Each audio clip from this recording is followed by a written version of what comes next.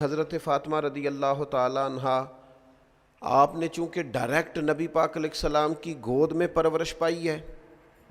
جن لوگوں نے حضور علیہ الصلاۃ والسلام کی بڑی مختصر سی صحبت پائی، بڑا تھوڑا سا وقت انہوں نے نبی پاک علیہ السلام کے ساتھ گزارا، ان لوگوں کو اللہ تبارک و تعالیٰ نے بڑے اعزازات دیے، گویا حضور کی مقدس گلی سے بھی جو گزر گیا اللہ تعالیٰ نے اسے بھی بڑا مالا مال فرمایا۔ لیکن حضرت فاطمہ رضی اللہ تعالیٰ عنہ نے تو عمر مبارک کی ساری نبی پاک علیہ الصلاۃ والسلام کی مقدس تربیت میں گزاری ہے۔ تو جناب فاطمہ رضی اللہ تعالیٰ عنہ نے حضور علیہ السلام سے جو سیکھا، جو تربیت پائی، یقیناً اس کی مثال نہیں دی جا سکتی، اگرچہ ان کی روایات جو ان کی مرویات ہیں وہ بڑی کم ہیں، لیکن اس کے باوجود حضرت امام جلال الدین سیوطی رحمۃ اللہ تعالی علیہ نے حضرت فاطمہ رضی اللہ تعالی عنہا کی جو مرویات ہیں، یعنی جو روایات انہوں نے حضور علیہ السلام سے سن کے امت تک پہنچائی ہیں، ان کو باقاعدہ ایک کتاب میں انہوں نے درج فرمایا ہے، اور مسند سیدہ فاطمہ رضی اللہ تعالی عنہا کے نام سے امام جلال الدین سیوطی رحمۃ اللہ علیہ کی کتاب ہمیں ملتی ہے۔ اس میں صرف وہ روایتیں جو حضرت فاطمہ نے حضور سے سن کے امت کو پہنچائیں وہ اس میں بیان کی جاتی ہیں۔ ساری باتیں تو نہیں ہو سکتی، میرا آج خیال تھا چونکہ میں بہت ساری گفتگو اپنی بساط کے مطابق مقدور بھر سیدہ پاک کی بارگاہ میں عرض کر چکا ہوں، تو آج میرا خیال تھا کہ بہت ساری باتوں کو دہرانے کی بجائے چند ایک روایات جو سیدہ پاک رضی اللہ تعالی عنہا نے حضور علیہ السلام سے سن کے امت تک پہنچائی ہیں، اور یہ بڑی قیمتی باتیں ہیں، حضور کی ہر بات ہی بڑی قیمتی ہے، لیکن جس کو سیدہ پاک روایت کر رہی ہیں اور سمجھ رہی ہیں کہ امت تک میں حضور کی اس بات کو پہنچاؤں، روایت کر رہی ہیں، وہ یقیناً بڑی قیمتی ہیں۔ تو چند ایک ایسی روایات جو حضرت فاطمہ رضی اللہ تعالی عنہا نے روایت کر کے امت تک پہنچائی وہ میں آپ کی خدمت میں عرض کرتا ہوں۔ یہ پہلی روایت حضرت فاطمہ رضی اللہ تعالی عنہا سے مروی ہے، اور امام بہقی رحمۃ اللہ علیہ نے اسے اپنی سند کے ساتھ روایت کیا ہے۔ حضرت فاطمہ رضی اللہ تعالی عنہا فرماتی ہیں کہ ایک دن سحری کا وقت تھا اور میں سو رہی تھی، آرام فرما تھیں جناب سیدہ۔ فرماتی ہیں نبی پاک صلی اللہ تعالی علیہ وسلم میرے پاس سے گزرے، سحری کا وقت تھا، تو حضور نے مجھے پاؤں سے پکڑ کے ہلایا، اور حضور علیہ الصلاۃ والسلام فرمانے لگے میری بیٹی اٹھو، اپنے رزق سے اپنا حصہ وصول کرو۔ فرمایا کہ یہ جو طلوع فجر کا وقت ہوتا ہے نا، طلوع فجر سے لے کر طلوع آفتاب تک، طلوع فجر سے طلوع آفتاب تک، یعنی فجر کا وقت شروع ہونے سے لے کر سورج نکلنے تک اللہ تعالیٰ اپنے بندوں میں رزق تقسیم فرماتا ہے۔ اگر آپ اس روایت پر غور کریں تو جناب زہرا رضی اللہ تعالیٰ عنہا ہماری توجہ دلاتی ہیں کہ ہمیں سحری میں اٹھنا چاہیے، صرف رمضان میں نہیں، ہر روز اٹھنا چاہیے۔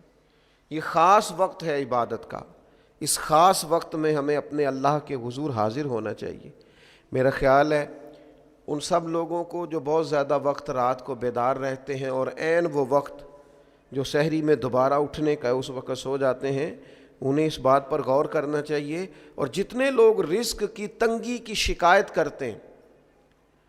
اور تنگ دستی کا ان کے ساتھ معاملہ رہتا ہے، وہ بھی اس حدیث پر غور کریں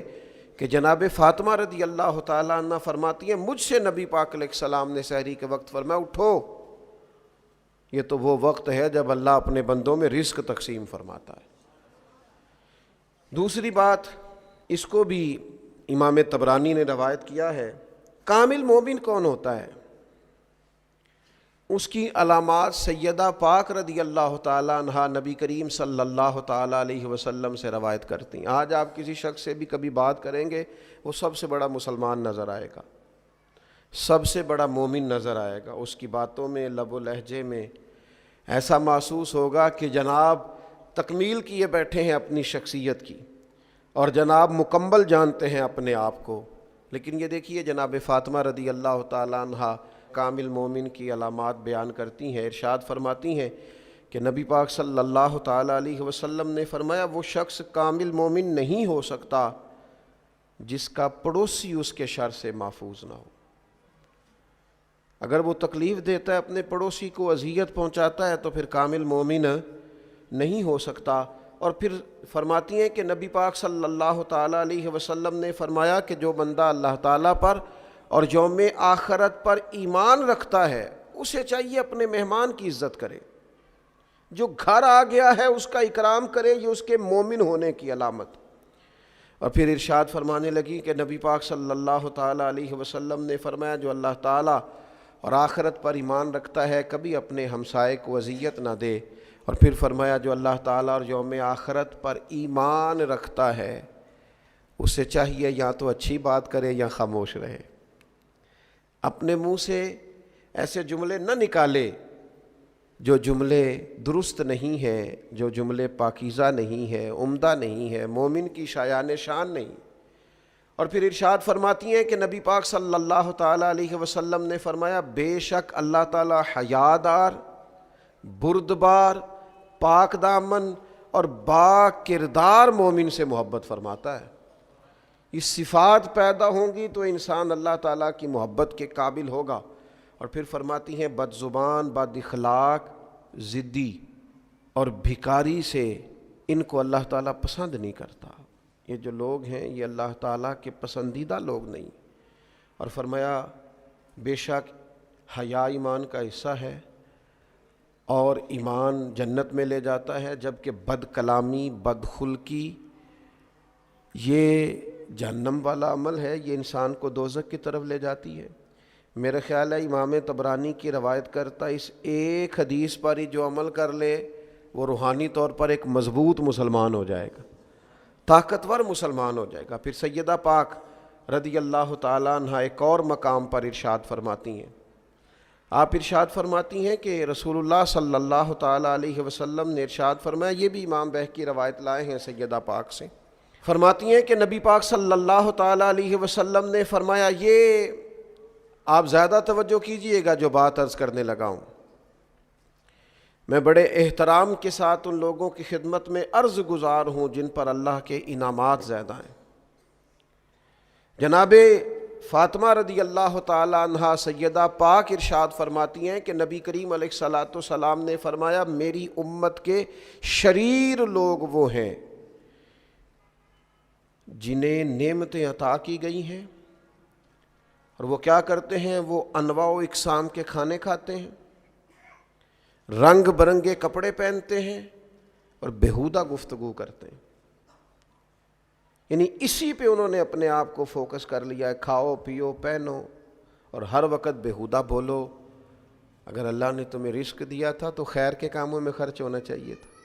اللہ کی رضا کے لیے اللہ کے بندوں پر خرچ ہونا چاہیے تھا۔ اللہ نے اگر تمہیں نواز دیا تھا اور کچھ لوگ تمہارا اکرام کرتے تھے تو کیا مانا تم ہر وقت بات ہی کرتے رہو گے، پھر تمہارے لہجے میں ٹھہراؤ ہونا چاہیے تھا۔ اسی طرح حضرت فاطمہ رضی اللہ تعالیٰ عنہ کی بس ایک روایت عرض کرتا ہوں، اور آج 3 رمضان المبارک ہے، میری بڑی خواہش ہے کہ سیدہ پاک رضی اللہ تعالیٰ عنہ کا روایت کیا گیا یہ وظیفہ، آپ کی ارشاد فرمائی گئی یہ بات، یہ ہم سب کو اپنا لینی چاہیے۔ اور اس کی جو فضیلت انہوں نے بیان کی ہے آپ دیکھیے، اس کو بھی امام بہقی نے روایت کیا ہے۔ سیدہ پاک رضی اللہ تعالیٰ عنہ فرماتی ہیں کہ حضور سید عالم صلی اللہ تعالیٰ علیہ وسلم نے فرمایا جو بندہ سورہ حدید کی تلاوت کرے، سورہ واقعہ کی تلاوت کرے اور سورہ رحمان کی تلاوت کرے تو سیدہ پاک اسے کیا ملے گا؟ تو آپ فرماتے ہیں اس کا ایک نام ڈال لیتے ہیں فرشتے، زمین و آسمان کے فرشتے اس کا ایک نام رکھ لیتے ہیں۔ فرماتی ہیں جو سورہ حدید، سورہ واقعہ اور سورہ رحمان کی تلاوت کرے زمین و آسمان کے فرشتے اسے جنتی باشندہ کہہ کے پکارنا شروع کر دیتے ہیں۔ تو جنتی آدمی ہے اگر اس کی تلاوت کریں، امام بہقی نے اس کو روایت کیا، اس کا نام رکھ لیتے ہیں فرشتے، جنتی جنتی کہہ کے گویا پکارتے ہیں، جنتی۔ تو سیدہ پاک رضی اللہ تعالیٰ عنہ کی روایت کردہ ان احادیث مقدسہ سے ہم نے اپنے لیے سبق حاصل کرنا ہے، خیر کٹھی کرنی ہے۔ اللہ تعالیٰ توفیق عمل عطا فرمائے۔ مور ویڈیوز کے لیے ہمارے چینل کو ضرور سبسکرائب کیجیے گا تاکہ ہر آنے والی ویڈیو بآسانی آپ تک پہنچ سکے۔